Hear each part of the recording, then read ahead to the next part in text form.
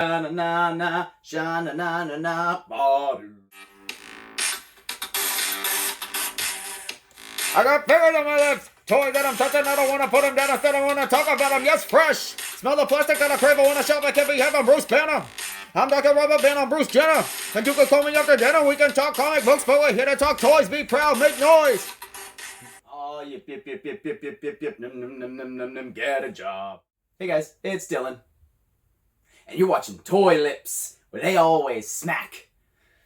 So, just got my first figure from the new Age of Apocalypse wave in the mail. Appropriately, it is Legion. Let's jump in. Here we have Legion in his nice window box packaging that is, of course, awkwardly shaped as ever. But you can see the figure, a couple of extra fists, and a giant leg. Getting real close to that, you can see he looks a little like Review Bra. What's up with that? Age of Apocalypse stamped on top, the overly wacky artwork on the sides. He has a legit psychological disorder. Let's not just depict him as some wacky asshole. And as for the hair, I could never get behind that. I don't understand what that hair is. And I'm a dude that loves Wolverine. But next to that nonsense, you get an equally nonsensical read-up that tells you basically nothing, and a rundown of all of the figures in the wave, and the Build-A-Figure. Look at that hog. Juicy. On the bottom, just more of that. Whole bunch of logos that all of the right people will understand.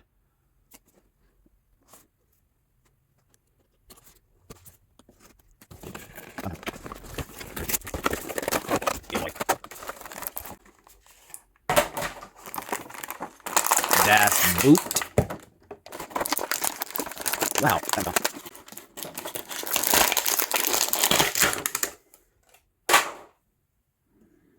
Coming at ya. As usual with comic characters, there is an incredibly convoluted amount of history, retcons, and resurrections.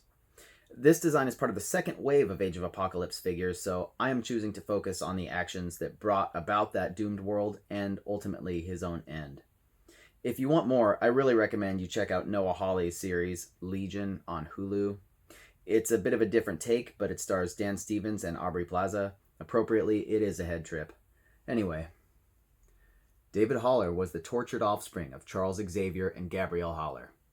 David was an Omega-level mutant with the power to fundamentally alter reality. This power manifested at an early age when his stepfather, the Israeli ambassador to Great Britain, was murdered by a group of assassins. In his anguish, a young David invaded and destroyed their minds. The trauma of being psychically linked to these people as their lives were suddenly and violently ended shattered his psyche and left him comatose. David would awaken years later at the Mutant Research Center on Muir Island in Scotland.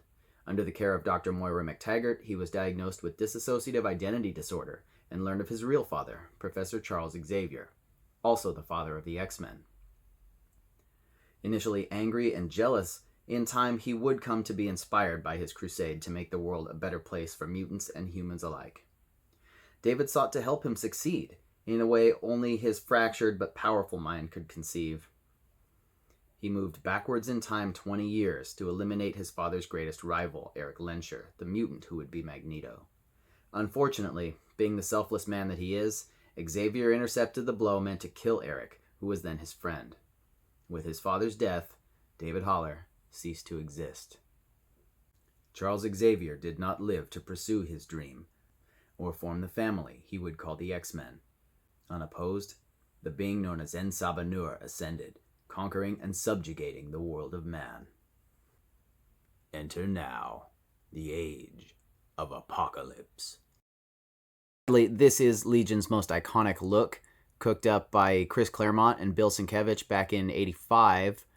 New Mutants 25, he appeared in just a cameo, and 26 was the full appearance. Just some scrubs and an absolutely ridiculous haircut. But it is all detailed really nicely. You can see that hair, a little bit of a spit curl there, and really nice work on the face here and these eyes. They've kind of played up the demented angle. It's got an extra darker blue here that only applies to the front of these scrubs. But it is a nice touch. The flesh is just a single tone, looks nice and clean. Be nice to have pinless where possible.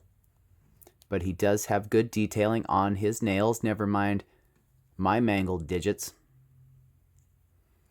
Down here, he's just bulging out of the jumpsuit. In fact, I believe these are the Shang-Chi legs.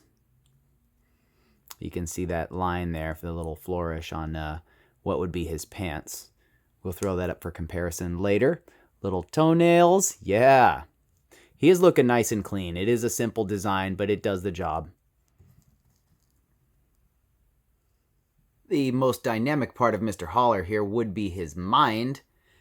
However, he is no slouch in the physical department either, with most of the requisite articulation that you would expect from a modern Marvel Legends figure.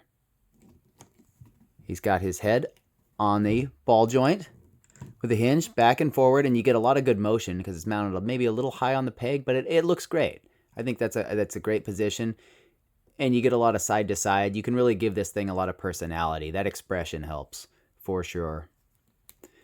Shoulders, standard ball joint, comes way up to here. Swing that around, twist it over here. Can be way up there if you liked. Get real nutty about it, huh? Bicep swivel, how you doing, huh? Double jointed elbows, coming all the way up. Hinge at the hand and at the other twisted claw. Coming down, you get this nice ab crunch. Can go way back Matrix style. Forward, pretty good. Swivels at the waist, all the way around. Legs on pegs, pretty typical. Upper thigh cut. Just brutally powerful thighs. You know what I mean? Double jointed knees. Coming way up here. And up and da da da da da da da da. And he also has the special with his special pants. He's got this little shin cut. Big old beast feet here on the hinge. And a rocker. Really good rocker there. You could really twist those feet and distort those into some really painful looking positions. Just a super solidly articulated figure, and just not a lot to get in the way of that articulation either. So really good to go. I'm more pleased with this figure by the minute. The only accessories he comes with are a set of closed fists. Perfect for displaying his repressed rage, and they are not at all unwelcome. Like 30 style boxing, putting the dukes up. I'm like, I got no dukes, old man. Legion Lips Larry stands about 6 3/4 of an inch to the top of his broom head Barry. For a little extra size way, here he is next to my couple of favorite characters from the doomed world he created, Weapon X and Jean Grey. Here he is next to the man, the myth, the legend, Professor Charles Xavier, the man from which he takes his genes. And on the right, we have Shang-Chi, the man from where he takes his pants. Him a Spider-Man. Here he is next to the Too Emo for Pizza Spidey and the Marvel Legends Bucky Cap Deadpool. Couple of standard-sized bucks for basic comparisons. Although that Spider-Man maybe not so much anymore. I'd like to swap it out maybe with the newer one, but that only exists on the one figure anyway, so that's not that helpful. Plus, I think I'm being cute or whatever. How's that working out for you? Being clever. And who doesn't love an irrelevant comparison? Here we have him next to McFarlane's DC Multiverse Flash and NECA's Ninja Turtles cartoon Shredder. He's gonna Shredder! Shredder! Overall, this is a really nice figure. Nothing incredibly special compared to, say, some of the more lavishly decorated or intense characters. But this is a great depiction. It's what it needs to be. The legs are freakishly over-muscled. I would, as ever, love to see an extra head.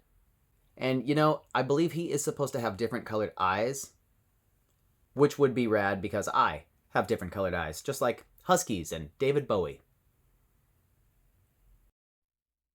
Okay, I'll stop with the ear beating for today. But thank you guys so much for being here. The support really means a lot. Like, comment, subscribe, and I'll catch you on the lip side.